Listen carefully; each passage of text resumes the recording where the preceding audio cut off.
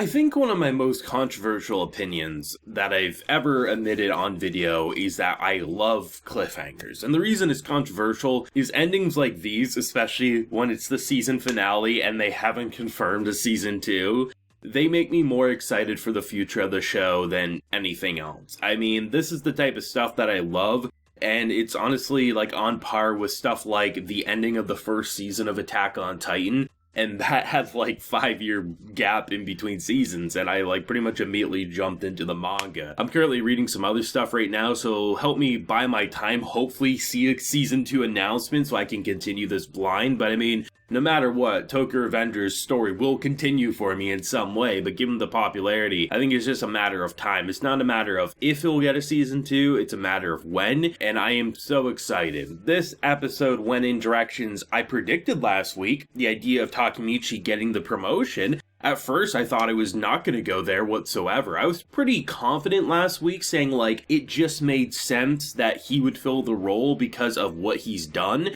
But building up to that moment, I was actually not confident, so that made me really happy. And seeing how he changed the future, obviously the story wasn't going to end there, but I wasn't expecting a gunshot to the head for Chifuyu, as well as a shot to his leg for our boy Takemichi, and potentially a shot to the head in death there. But most likely, if I had to guess what's happening, I mean, Takemichi's not dying there. There's no way. The story's ongoing. It's one of the negative things, I guess you could say, about knowing that a source material's ongoing. We don't have, like, the luxury that it's an original, so there actually is the potential. So most likely, someone either shot at Kisaki, someone barged in, or the gun shot somewhere else, or maybe it grazed him or something, right? Maybe he shot next to his head saying, "I'm intrigued by you." There's a lot of different possibilities, but this isn't Re:Zero, right? We can't kill Takemichi and have the story continue. It just doesn't make sense, given the fact that they said Mikey disappeared and Draken got executed. Who the hell's taking over the story? Kisaki? I don't think people would like that. That'd be too much of a negativity there. But still,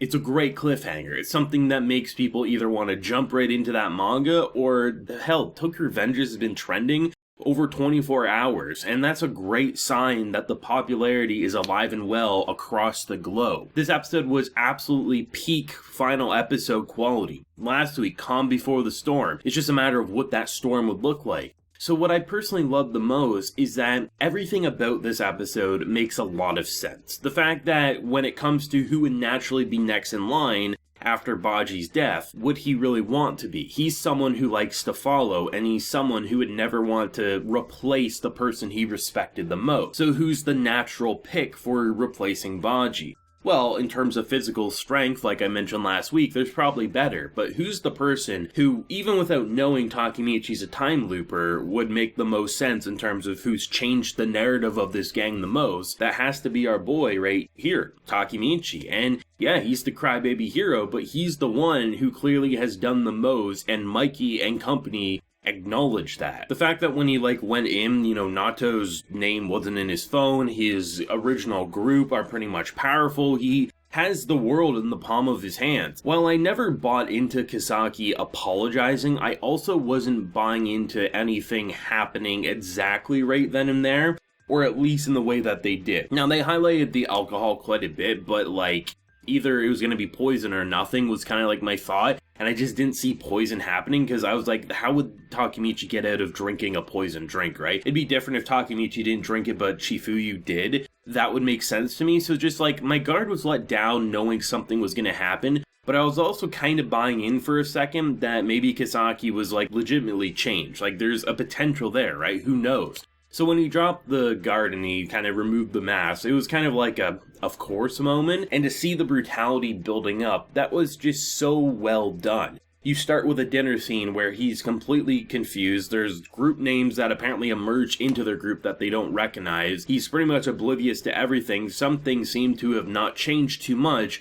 where other things are a little too familiar, right? And to just see that build up, it was so brutal. And I'm going to hold on to the hope that with a change in the past, he will end up surviving. It's not the first time we saw someone die in the present, but then get saved because of past changes in the actions there. It would be great if Nato popped up there, he busted them down, and, he can shake his hand and change the future. but it's hard to say. The thing that makes, I think, the future of the show so great is that clearly the momentum's just starting up. Rather than this being a show that's like, oh, okay, now that he's had like this big change, that he's reached the top of the top, everything's gonna work out. Kisaki's the type of character who's going to be a foil for some time, and I wouldn't be surprised is the foil for the entire show, because it's just impossible to make a character as manipulative as that, as enjoyable to follow as that, but also want to see their death as that much. And the final words he says about his hero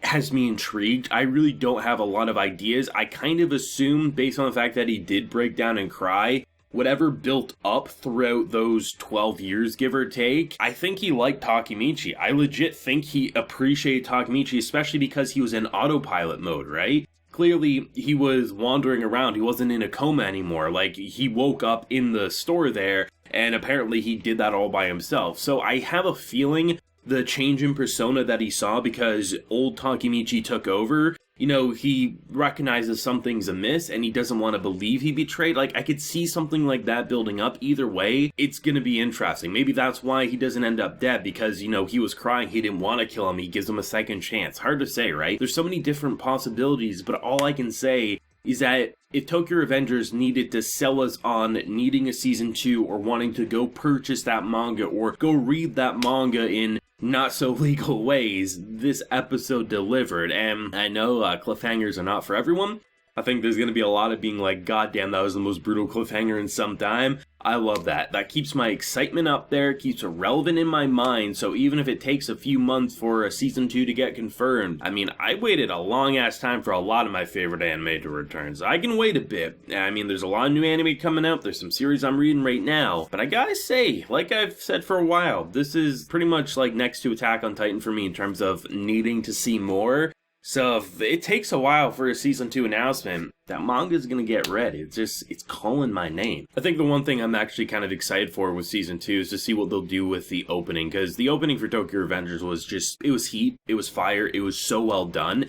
And it's gonna be interesting because a lot of times when you get like an opening that just is so perfect, I mean, honestly, I talked about Attack on Titan in this video. I mean, just look at the change in opening from, like, the first one to the second one to the third one, right? Everyone has their favorites, and I feel like I'm going to be in that camp that they're probably going to make an amazing Season 2 opening, but I'm going to be like, it's just not Season 1, right? It's so ingrained in my mind, and I usually don't keep up with openings once I've listened to it a couple of times because, like I always say in the videos, if you want to see an opening or an ending song, you can listen to it or watch it at any time. YouTube's always available, right? So it's just like, I want to get into the meat and content. But Tokyo Revengers, alongside a small handful this season, has been an opening song I've always listened to. I love the visual directing. I love everything about it. So it's kind of impossible for me to imagine anything different. And I'd be perfectly fine if they kept the same opening for season 2. I know that would be an unpopular opinion because people want new music, but it's just so perfect that I just see, it would be hard to see what they do. I just hope they keep the same artist is all I can say. Let me know your thoughts though on this week's explosive ass episode down below. Favorite moment, and what do you hope to see in season 2 when we do get it in sometime in the future? Leave a like if you enjoy and subscribe if you're new around here. So until next time everyone, please take care and have a good one.